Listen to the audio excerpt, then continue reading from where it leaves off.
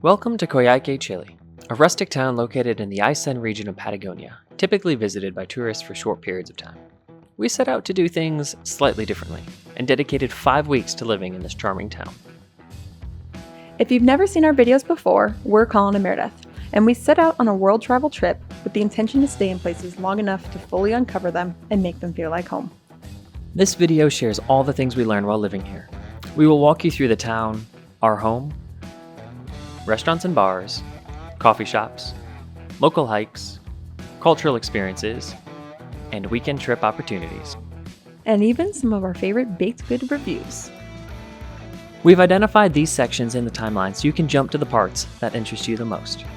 We hope this video not only shows you just how special Coyhaique is, but also inspires you to maybe take your travels a little slower too. Welcome to Uncovering Coyhaique.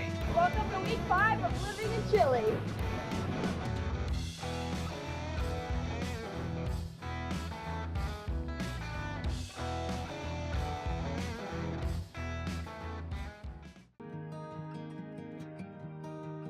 Coyhaique is a young town, having officially been founded in 1929 and growing slowly with the accelerated prominence of Chilean Patagonia.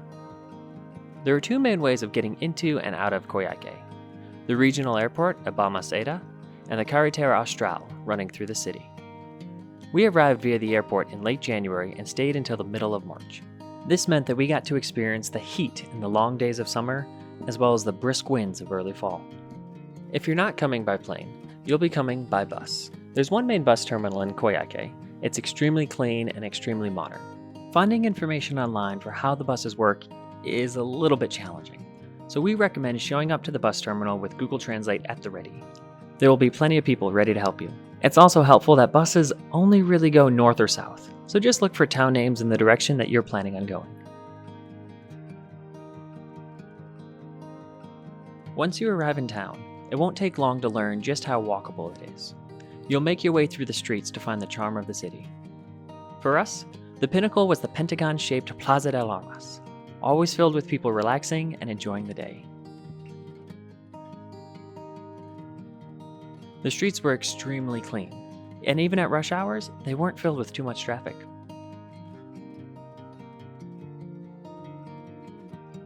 In the heart of town, there are plenty of cute shops, stalls, and restaurants. You'll also notice dogs are everywhere. We found that they were all well-groomed, fed, and rarely, if ever, a bother. We had one really special dog in our lives, Tigre. Tigre came with the Airbnb, and he was such a good boy. Tigre also had a sister cat, but we can never remember her name. Tigre and Cat lived with us just south of town, across the river.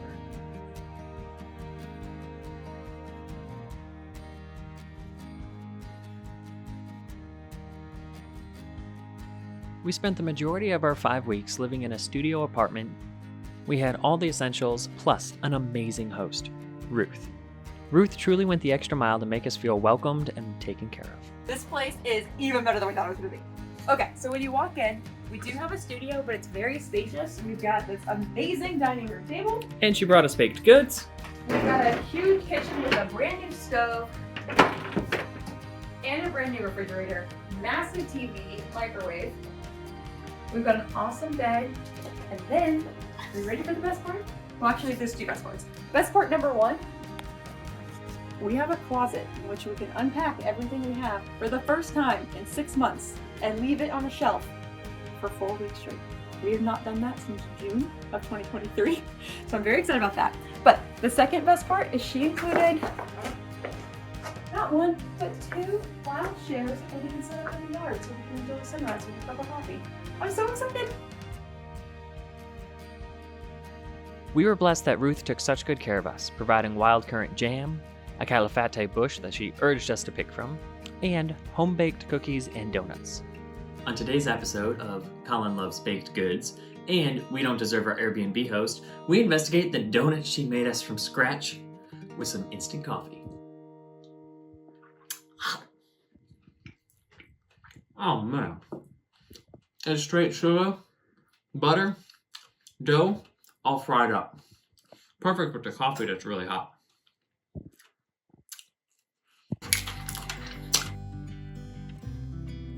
Ruth also hosted us for Papas Fritas one night, an entire meal centered around homemade French fries. It was pretty heavy, but it was also delicious and a ton of fun. Beyond Papas Fritas, Chile is full of cultural cuisine. Steak, empanada, pisco sour, and ceviche. Here are some of our favorite restaurants in town.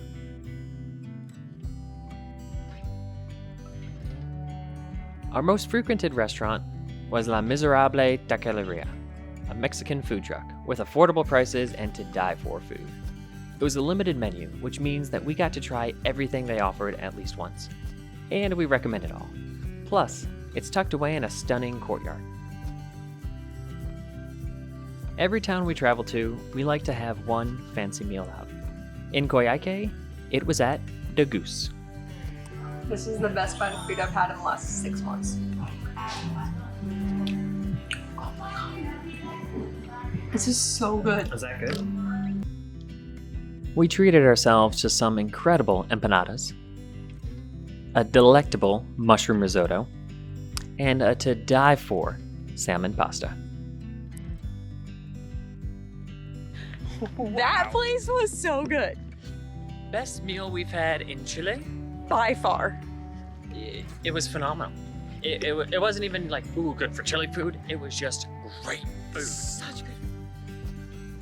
Not all of our meals out on town were so fancy. A lot of them included just ice cream shops because we arrived in peak summer and we needed a way to cool down. They offered a ton of flavors. I could have gotten any kind of ice cream there. Colin said I could pick it and he would eat it with me. So I was like, I'll get the chocolate one. This looked like a ton of chocolate chips from a distance. It's raisins. She got raisin ice cream. Raisin ice cream. All the flavors you can get. One of the extracurricular elements that we fell in love with in Chile was the pisco sour. Claimed as the national drink in both Chile and Peru, we can see why. It's sweet, tart, and a great time. The pisco sour brings us to our favorite bar in Coyhaique, Vista Macay. It was actually on our street, which made getting home in the dark easy. Plus, because it was away from the downtown area, the pisco sours were pretty cheap. Not to mention they were the best pisco sour that we had either in Chile or Peru. As if that wasn't enough to bring you in, on the weekends they also have live rock bands from around the town. Just be sure to make your reservation if you want to attend one of those shows. Coyhaique is home to a budding craft brewery scene.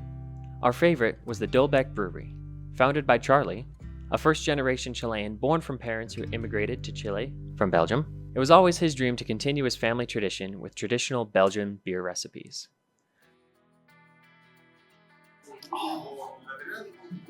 Maki. In Coyhaique, there are plenty of bar options to choose from. Our personal favorite was the Football Bar, Museo Restaurante Bajo Marquesina. Doubling as an incredible football museum, the beers were served cold, the environment was electric, and the museum was actually pretty cool, even if you're not into football.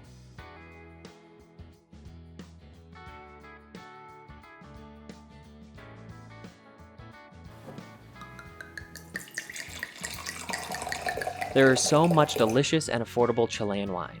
For only $3 to $4, you can enjoy a fantastic bottle of locally sourced vino.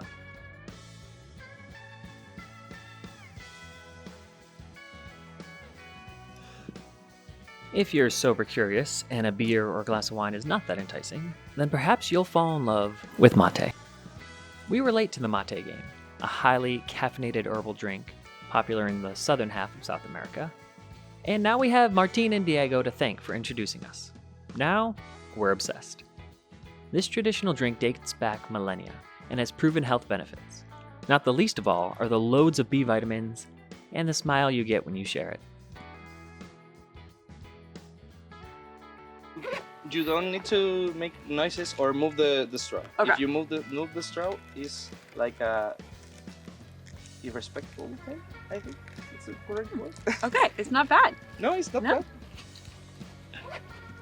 But in here we all say it's like wine or beer. When you are younger, beer or wine doesn't like you because of the bitterness. But you start drinking and drinking and drinking, and then you like it. I can see how this would, like, over time, you're like, oh, I really enjoy it. Like, you just keep wanting more. Yes. Igual me tomo un café. Oh, and if you that's if you're drinking mate, you can't say the word gracias or thanks, because when you say gracias, it means you don't want more mate. So if you give the mate with the straw looking at him, but you don't say thanks.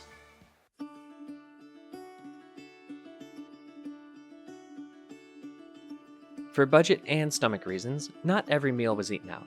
In fact, due to our tight budget, most of our meals were cooked in-house. The core grocery store was Unimark. It was huge! It had most of the staples that we needed. Although it was slightly more expensive than some of the other markets around town, we could count on the quality and the supply. Down the main road, heading south, there was a cheaper place for produce that we frequented more and more as time went on. We were told that this store is run by the Palestinian community in Coyhaique, which led to us learning that the largest Palestinian community outside of the Middle East is in fact in Chile, going all the way back to the 1800s. There is also a strong history of German integration to Chile, as well as other parts of Latin America. During our world travels, we found that Germany has the best bread, and we were blessed when we discovered a German bakery in the heart of Coyhaique. The bread was incredible, and they also baked the most unique cookies that we have ever had. We couldn't get enough.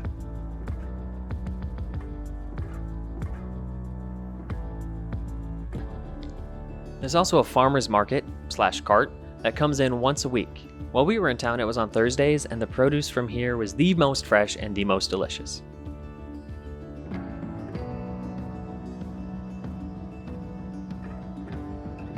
One other gem in town was the nut store, where we could buy in bulk and we could buy peanut butter. For that reason, we became regulars here. We got the goods. We may have understated the excitement. We found peanut butter. We found a place where we can buy not just peanut butter, organic peanut butter, delicious peanut butter, and so affordable. And you can get this whole bag of dried fruits and nuts and stuff for like $2. Yeah, I think it's $2 a pound almost. So life is good. For being a relatively small town, Coyhaique boasts tons of great coffee shop options, of which we've tried just about all of them multiple times. Pellegrino's seem to be the local watering hole, always filled with people and offering high-quality, affordable coffee, snacks, and baked goods. We frequented this place as it was right off of our running path, and it had cinnamon rolls. Today, we are at Cafe Pellegrino. We got here just as they opened, which means the cinnamon rolls are as fresh as they can ever be. And our friend Patrick and I both got us some cinnamon rolls, and we're about to dive in.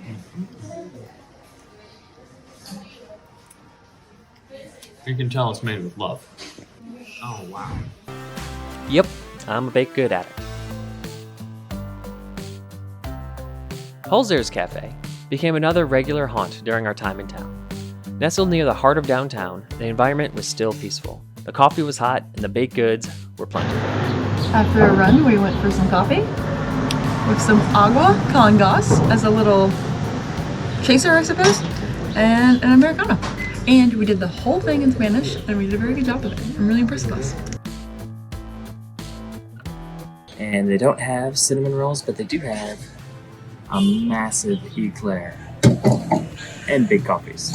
So we're about to try our first Chilean eclair.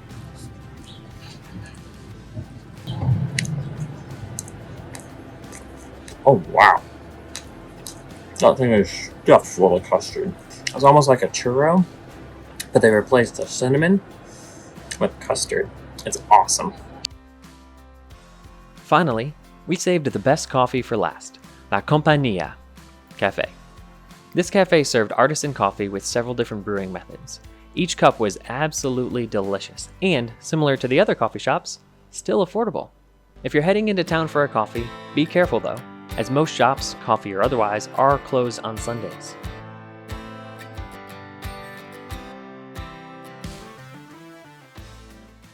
It only took us 5 weeks, but we officially found our favorite coffee shop.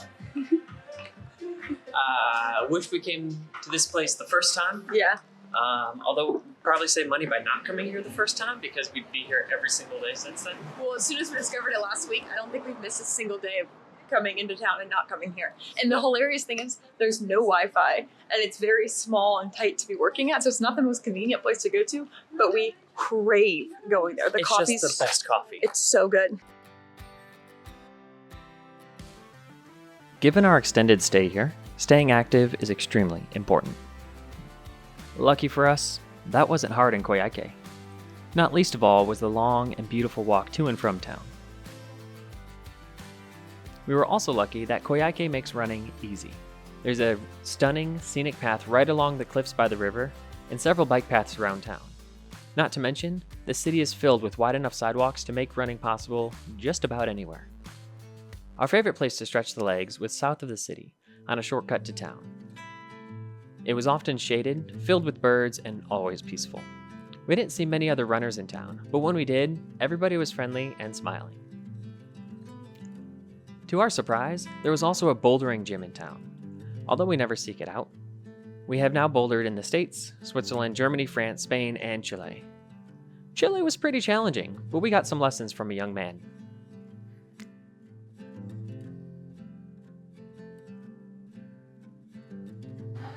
What an experience. And as it turns out, climbing is cheaper than hiking here. Would you believe it? And we made an amigo. His name is Diego. 9 years old, way better than we are. Made us look like we don't know what we're doing, but was very nice about it. And he was super excited to climb with us and teach us different things. Yeah. And of course, the hiking kept us in shape too. We mostly stayed in shape with the walks to and from the trailheads. Hiking in Coyhaique is possible without a car, but we would recommend getting a car to go do further hikes away from town. There are 4 distinct hikes that we enjoy doing in town. The first is the National Park, located just a couple of miles outside of town and is walkable to get to, but you can also take a taxi. There are 2 different hikes you can do inside this park. The first trail is the Lower Loop Trail. This passes by a couple of lakes and is absolutely gorgeous. It's perfect if you're a beginner hiker or even for a young family. All right, so we made it into the national park. It was so easy. Yeah, it cost us $17. Yeah, which is kind of a bummer because we want to come a couple days a week, but... And it's the cutest national park ever. Tiny little parking lot, really nice staff. When you walk in, they're like, which hike do you want to do? They write down your name, they write down your phone number. Make sure they keep track of They everybody, ask if keep you have us enough safe. snacks and water on you. They're really sweet here. They're very nice. Yeah, and then there's apparently a hike you can do to the top of the mountain that we're definitely going to want to do, but she said you have to arrive by 10 a.m. for them to let you do it. And we missed it by about 10 minutes. Yes, so it's all right. Next time we'll come in town and do it. Even though we didn't make it in time to climb the big mountain, we still really enjoyed our first day at the national park. So much so that we actually ended up coming back a second time. The second time we visited the national park, we went with some locals. They took us to the top mountain that overlooks the entire city. This was definitely our favorite hike in town and has the best viewpoint. It takes a little bit to get up to the top, so plan for 5 or 6 hours for the whole hike, but it's beautiful and definitely worth the views.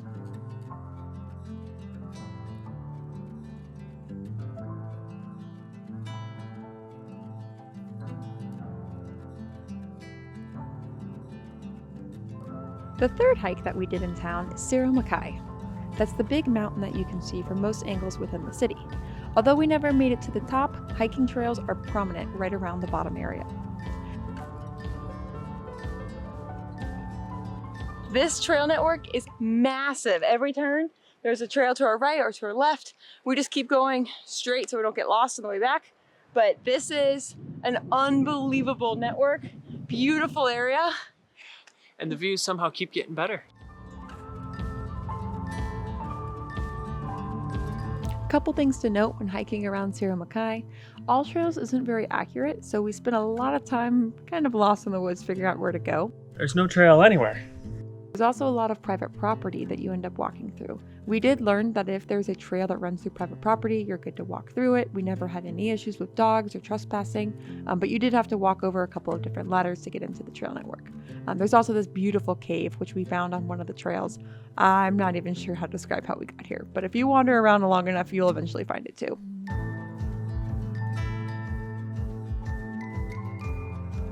The third hike is on the outskirts of town. We only did it once, and the walk to get there ended up being much longer than the hike itself. This is much more of a park than a hike, and really beautiful and convenient if you have a car, but I'm not sure I'd recommend walking from town all the way to this park.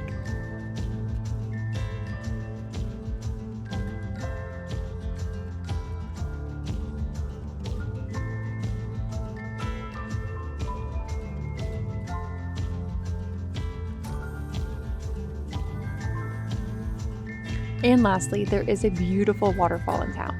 This is one that you kind of need directions from a local in order to get to. It's not on any maps or any form of directions. So I'd say if you get to town and you're really keen to see this waterfall, walk around the city and see if somebody will take you. It's a beautiful place, but I can also tell it's super special to the locals, and I don't want to blast the exact location online. That being said, this was our probably most frequented spot in all of Coyhaique. We ended up coming here 4 or 5 days a week. It's just so relaxing. You can swim in the water, go under the waterfalls, and if you're brave enough, you can even do some cliff diving. Places like this are one of the many reasons why we love staying in a town for 6+ weeks at a time.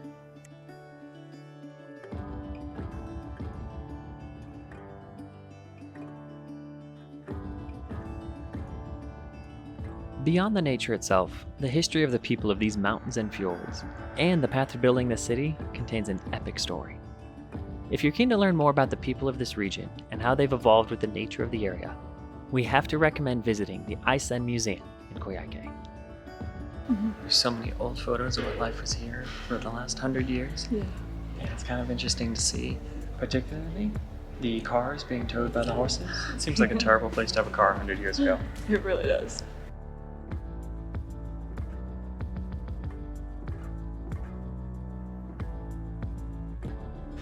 So I just learned that the glacier that we went to with Patrick is probably the most famous glacier in this region, and from 1940 to today it is basically vanished. That's how it used to look, and this is how it looks today.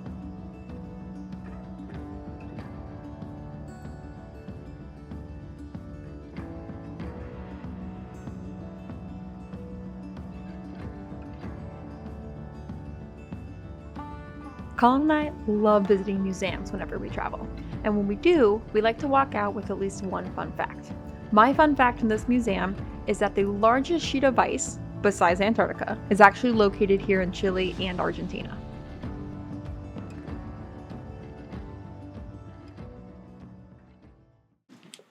And the winner of Colin's Fun Fact of the Day award goes to the salmon. First off, salmon are not native to Chile. They were introduced. However, they are now the second largest export out of the country, right behind copper, and Chile is the second highest producing salmon grower in the world, right behind Norway. 800,000 tons of salmon every single year. It should come as no surprise that because salmon are not native, they're causing a lot of destruction to the native wildlife, particularly the native species of fish in Isen. Because they're bigger, stronger, faster, and more adept than the fish here, they have an advantage that no other fish can really compete with, in addition to the fact that humans are mass producing them as well. So despite all the great things I just said about salmon, they are causing a big issue for the local ecosystem. And not all fun facts are that fun to know, but it is important, and we're really thankful that we got to check out this museum and learn about the local culture, history, and ecosystems.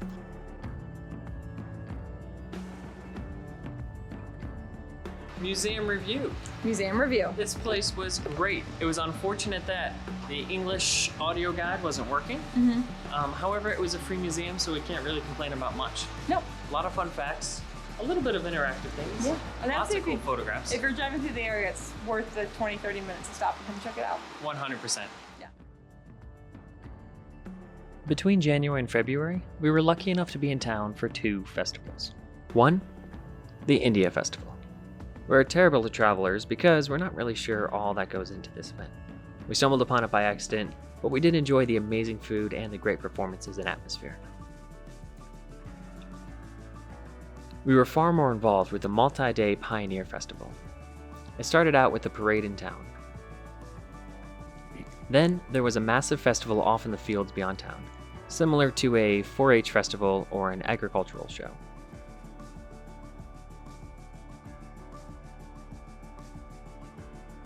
The first thing we noticed was the sheep. lots and lots of fluffy sheep. If you ever wondered where Chilean wool comes from, wonder no more. There was also several tents full of woolen goods and other ag products of the highest quality.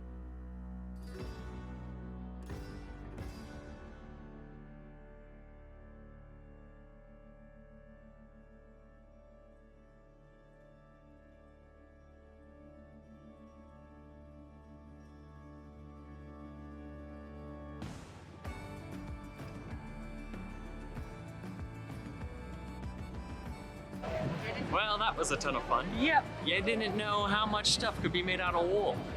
A lot. I really wanted that sweater that I was checking out, but it was so expensive. Surprisingly expensive, but Yeah. it was stunning. There were a lot of actually stunning stuff, and I'm not a guy who goes to a place and sees a lot of wool and says, there I were want to buy multiple stuff. things that you said you wanted to I'm buy, like, wow, and that I really never want happens. So we're not sure what's going on below, but I had to get up high so I can get a better viewpoint. It's funny what the difference like 1 foot will make, because I can't see anything. But I can see everything.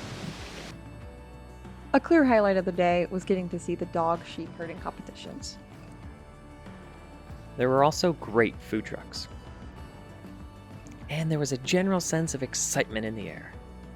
That was the best burger I've had in years. Wow. That doesn't say much because I've only seen you eat like 3 burgers. That's true. There's nothing on it, no ketchup, no nothing. And this bread is like cracker bread.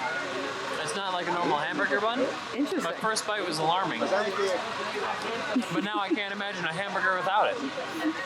My first bite was alarming.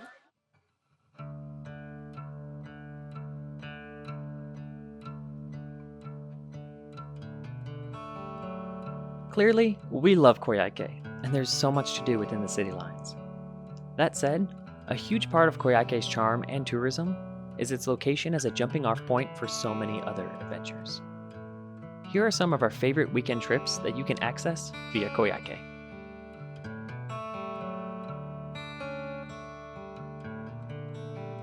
Via Cerro Castillo, home to a national reserve of the same name, the hiking here is in parallel with the famous national parks of southern Chile, but it only has about 10% of the foot traffic. Beautiful trails, camping, stunning glacier lakes, all wrapped around a charming town. It's also home to Paredon Las Manos, one of the oldest archaeological sites in Aysén.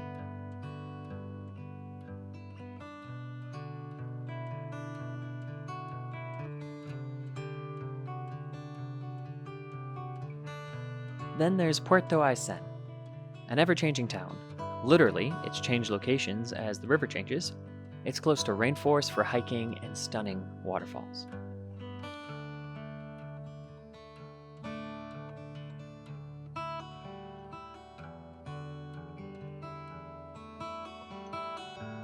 Puerto Cisnes, a dolphin and whale watching hub, it has a charming shoreline and is home to the stunning Hanging Glacier.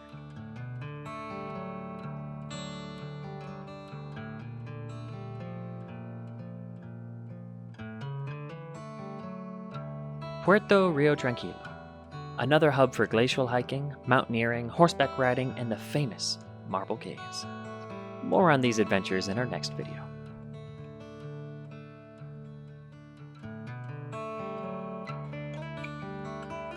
There are so many things we loved about living in Coyhaique.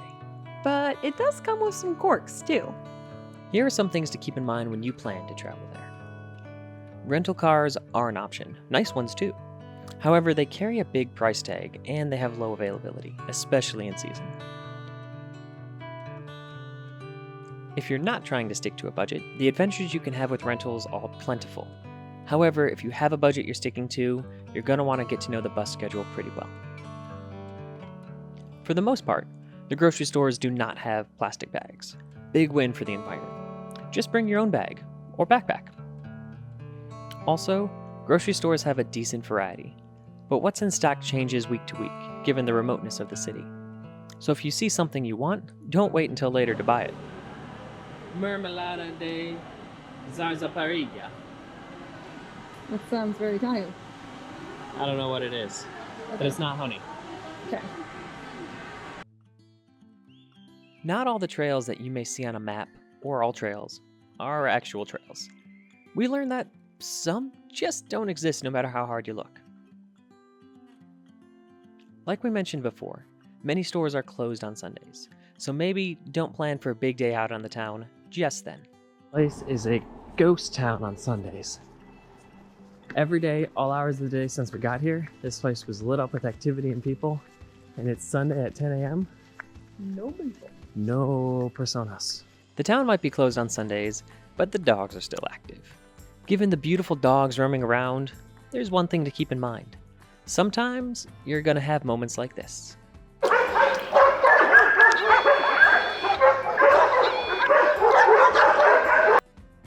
Yes, the neighborhood dogs would bark occasionally, but besides that, they were the best behaved dogs we'd ever met.